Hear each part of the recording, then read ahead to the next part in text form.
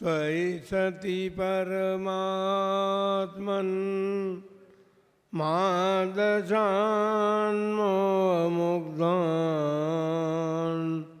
कथम तनुवशत्वान् बुद्ध के शान्यजेयम् सुगतमगधरं वा गदीशं शिवं वा जितभवमभिवन्दे भासुरं श्रीजिनं वा। देवादिदेव 1008 श्री आदिनाथ भगवान की 20वीं सदी के प्रथमाचार्य चारित्र चक्रवर्ती आचार्य श्री शांति सागर जी महाराज की, आचार्य श्री वीर सागर जी महाराज की, आचार्य श्री शिव सागर जी महाराज की, दीक्षा गुरुवर्य आचार्य श्री धर्म सागर जी महाराज की, आचार्य श्री अजित सागर जी महाराज की, शिक्षा गुरुवर्य आचार्य कल्प श्री सुध सागर जी महाराज की, श्रीमद् जैन धर्म की।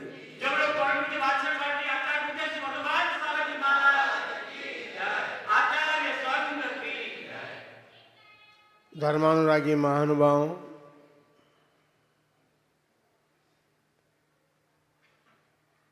एक मंगलमय अवसर आप सभी को प्राप्त हो रहा है, सारे देश की समाज को अवसर प्राप्त हो रहा है, और उस मंगलमय अवसर को प्राप्त करने की लालसा अभिलाषा सारे देशवासियों को है। लेकिन आप सभी जानते हैं, संघ आपका पद बिहारी है और समय 1 वर्ष का है। 1 वर्ष के अंतर्गत कितनी दूर तक हम विहार कर सकेंगे अपनी चर्या का परिपालन करते हुए, परम पूज्य चारित्र चक्रवर्ती आचार्य श्री शांति सागर जी महाराज ने जिस मुनिचर्या का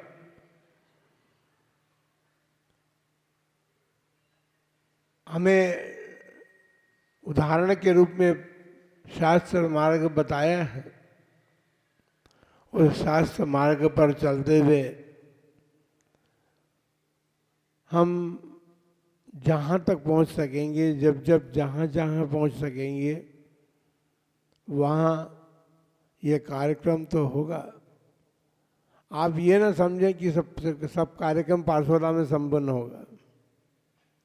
पार्श्वरा से तो प्रारंभ होगा, पार्श्वरा से प्रारंभ होकर के वो कार्यक्रम सारे देशवासियों को भी मनाना है, लेकिन सभी दूर संघ का जाना संभव नहीं है। अपने अपने गांव में, नगर में एक बार उन महान तपस्वी मुनिराज आचार्य परमेष्ठी श्री अजित सागर शांति सागर जी महाराज के उपकारों का स्मरण करते हुए आज ऐसा सुनने में भी आता है कि वे 20वीं शताब्दी में हुए थे और 20वीं शताब्दी समाप्त हो चुकी है। अपन सब देशवासी 21वीं शताब्दी में प्रवेश करके और उस 21वीं शताब्दी का आनंद ले रहे हैं। बंधुओं, संख्या इस बात को बताती है कि जो अंक पहले आया है उसी के आधार पर दूसरा अगला अंक खड़ा हुआ है। 20 के बाद 21 आता है, यह बात ठीक है, लेकिन देशवासी समाज, जैन समाज जो है, उस 20वीं शताब्दी को भूल करके 21वीं शताब्दी की बात करें तो ये ठीक नहीं है। यदि 20वीं शताब्दी नहीं होती परम पूज्य चारित्र चक्रवर्ती आचार्य श्री शांति सागर जी महाराज नहीं होते तो 21वीं शताब्दी में जिस रूप में समाज अपना परचम फहरा रही है वो संभव नहीं हो सकता था। बंधुओं, सभी लोग इस बात को जानते हैं कि आज जिस सरलता से मुनियों का दर्शन प्राप्त कर रहे हैं, मुनियों के साधुओं के वर्षायोग संपन्न करा रहे हैं, ये सब देन जो है उन महामना आचार्य देव की है। यदि वे नहीं होते तो इस रूप में जो आप आनंद के क्षण व्यतीत करते हैं 4 महीने, वो नहीं व्यतीत हो सकते थे। वे नहीं होते तो मुनि श्रवण परंपरा आपके सामने नहीं होती। हरी श्रवण परंपरा जो है आपके सामने है और वह श्रवण परंपरा अभी भी धर्म का उद्योत करने के लिए तत्पर है। श्रवण परंपरा समय समय पर उद्योत कर रही है, ये बात ठीक है। आपके सामने 5 आचार्यों के फोटो लगे हुए हैं जो परंपरा आचार्य श्री शांति सागर जी महाराज की परंपरागत आचार्य हैं। हमें गौरव है इस बात का, इस आचार्य परंपरा पर, कि आचार्य शांति सागर जी महाराज से लेकर आचार्य अजीत सागर जी महाराज तक समग्र आचार्य बाल ब्रह्मचारी रहे हैं और बाल ब्रह्मचारियों की ये श्रवण परंपरा जीवित है और इसमें अनेक बाल ब्रह्मचारी मुनिगण जन्म को प्राप्त कर चुके हैं, कर रहे हैं। एक व्यक्ति था शांति सागर महाराज के नाम का, जिसने सारे देश में एक शांति का संदेश तो दिया, लेकिन शांतिपूर्वक जीवन जीने के लिए भी एक मार्ग दिया है। यदि शांति सागर जी नहीं होते तो हम शांतिपूर्वक जीवन नहीं जी सकते थे। धर्म का आघात हो रहा था, वे झुके नहीं, किसी भी शक्ति के सामने उन्होंने अपना मस्तक नहीं झुकाया। अंग्रेजों का जमाना था और अंग्रेजों के जमाने में उन्होंने जिस संस्कृति के संरक्षण के लिए जो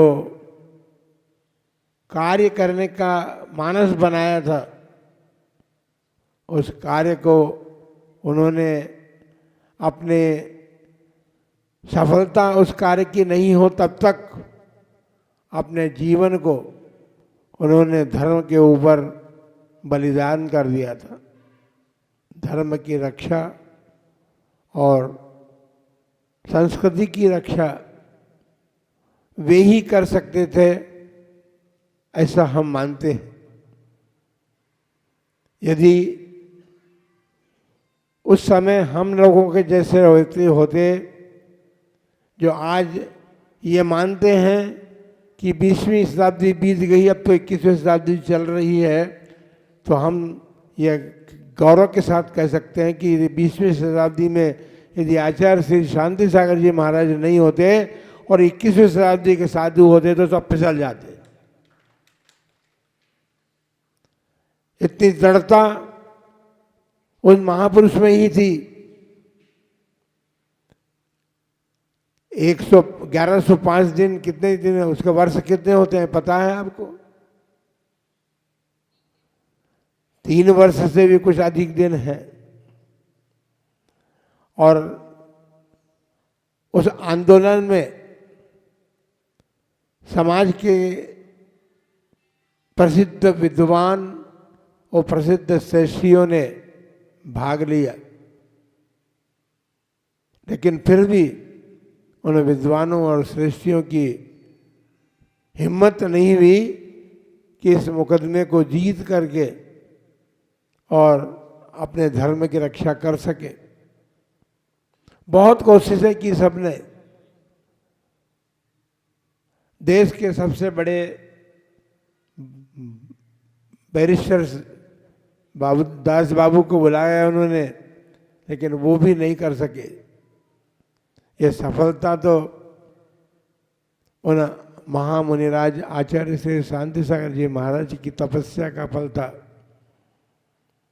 3 दिन तक उपवास, अभी आप सुन रहे थे, 3 दिन के उपवास और अखंड जाप जिन्होंने की हो, वे भी इस बात की उनको चिंता नहीं थी, उनको विश्वास था, उनके भीतर श्रद्धा थी, उनके भीतर आत्मविश्वास था कि ये भगवान महावीर कहें या भगवान आदिनाथ से भगवान महावीर तक 24 तीर्थंकरों का जो धर्म है वो कभी किसी के सामने अपनी हार नहीं मान सकता। उनकी इस अपरिमित कल्पना का यह प्रतिफल था कि आज हम सबके सामने अपना सिर ऊंचा रख सकते हैं। भले ही हम संख्या में कम होते जा रहे हैं, सरकार के आंकड़ों में हमारी कोई गिनती नहीं है, सरकार हमें कुछ समझती नहीं है, लेकिन फिर भी सरकार को यह तो मालूम है कि जैनियों के अतिरिक्त धर्म के प्रति दृढ़ रहने वाला कोई व्यक्ति नहीं है। और धर्म जो है, जैन धर्म ही वह धर्म है जो अहिंसा संयम पर टिका हुआ है। संयम, तप और अहिंसा इस धर्म का प्रधान नियम है और उसके कारण आज भी अहिंसा का परिपालन करने वाले, संयम का परिपालन करने वाले और तप का परिपालन करने वाले साधुजन इस देश में विद्यमान हैं। और जब तक ये धर्म का परिपालन करने वाले साधु रहेंगे तब तक देश अपना अस्तित्व बनाए रखेगा। और हम समझते हैं, क्योंकि हमारे शास्त्र कहते हैं कि जिस दिन इस देश से धर्म उड़ जाएगा उस दिन देश समाप्त हो जाएगा। क्योंकि 21,000 वर्ष के बाद वो स्थिति बनेगी, जब पंचम काल का अंत आएगा तब वो स्थिति बनेगी कि धर्म समाप्त होगा। अभी घबराने की कोई आवश्यकता नहीं है, संख्या की कमी की आवश्यकता नहीं है। सरकार यदि आपकी बात नहीं सुनती है तो भी घबराने की बात नहीं है। दृढ़ता आपके भीतर चाहिए। दृढ़ता के सामने तो सभी को झुक सकते हैं। तो आचार्य शांति सागर जी महाराज किसी के सामने झुके नहीं, किसी से डरे नहीं। डर जिनके भीतर होता है वो झुक भी जाते हैं, वे डरे भी नहीं, झुके भी नहीं। उन्होंने धर्म की रक्षा करके ये जैन धर्म हमको दिया है और उसका परिपालन करने की स्वतंत्रता हम में है। हम स्वतंत्रतापूर्वक परिपालन कर रहे हैं। वो आपत्तियां तो आती हैं, आएंगी, इसमें कोई बात नहीं है। आचार्य श्री के सम्मुख भी आपत्तियां बहुत आई थी, लेकिन सबका मुकाबला उन्होंने अपने आत्मविश्वास और धर्म की श्रद्धा के साथ किया। आज आवश्यकता इसी बात की है, अपना आत्मविश्वास जागृत कीजिए और धर्म की श्रद्धा को दृढ़ता प्रदान कीजिए, तो हमारा कोई कुछ बिगाड़ नहीं सकता है। क्योंकि हमारा धर्म ऐसा नहीं है कि चाहे जहाँ झंडा गाड़ दो और हम धर्म पालन कर रहे हैं, ऐसा नहीं है। हमने जिनालय को निर्माण किया है और उन जिनालयों में वीतराग भगवान को स्थापित किया है। उन वीतराग भगवान की आराधना अर्चना हम करते हैं और उस आराधना के बल पर पुण्य अर्जन करते हैं।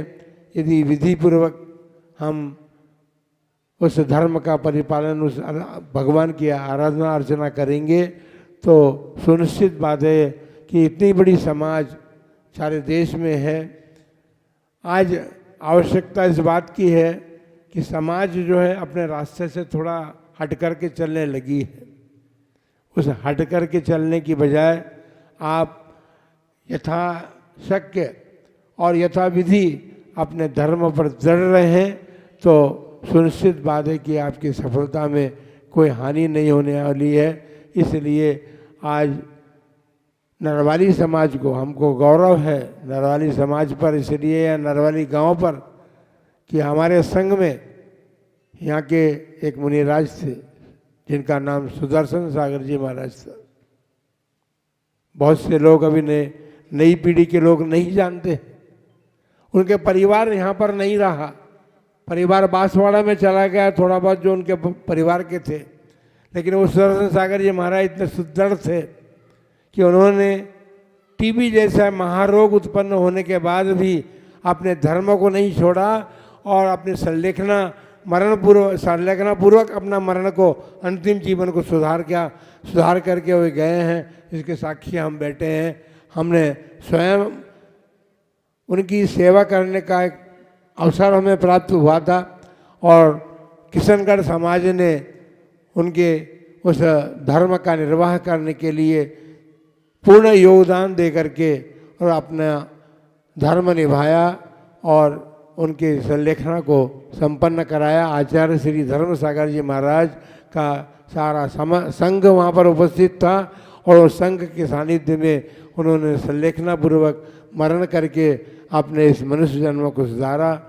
तो आज नरवाली जो है, जैसा कि अभी महाराज ने बताया, नरवाली, तो ऐसा ना कि हो गया हम नरवाली बने रहे हैं हम वास्तव में, क्योंकि यहाँ पर मनुष्यों को और ऐसे मनुष्यों को जन्म देती रही है नरवाली। यहाँ के ऐसे सुदर्शन सागर जी महाराज जैसे नररत्न यहाँ पर उत्पन्न हुए हैं।